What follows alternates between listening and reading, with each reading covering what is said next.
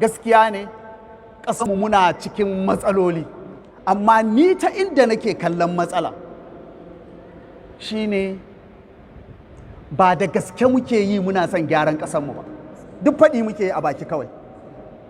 Domin babbar matsalan da ta hana ƙasarmu ci gaba corruption ne. Corruption ne. Komi ka taɓo kake ganin shine matsala, wallahi da an matsa tobali ɗaya ko biyu, an haƙa ƙasa mataki ɗaya ko biyu, za ka je ka iske corruption ne dalilin wannan abin. Komi. To kuma corruption ɗin nan fa ba da gaske muke yi muna son ƙarshen shi ba. Don ni na daɗe ina ma tunani wai shin zai yiwu ɗan Nigeria ya rayu ba corruption?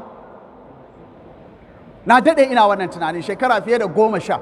Wai da gaske ɗan Nigeria yana son maganin corruption? Kuma da gaske zai iya rayuwa ba wannan corruption ɗin? Wani sector ne kansan corruption bai ƙarar da shi ba? Ta yaya za ka rayu? Yanzu da yawa nan 'yan canji ne. Idan aka daina corruption sai dai su koma ƙauye noma. Saboda suna dogara ne da kuɗin da ake kawo cikin dare miliyoyi ko biliyoyi a canza. Misali kawai nake yi, ba su kaɗai ba, misali kawai. Ɗan property a Abuja, insha Allahu ba da kuɗin mortgage ake sayan wannan gidajen ba. Mafi yawa kuɗin corruption ne. Wannan wallahi misali biyu ne, kowa da kowa, kowa da kowa, har da limamai da kowa da kowa. Yana rayuwa akan corruption ne.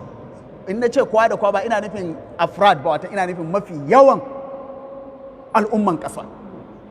So da wallahi har sai mun gyara.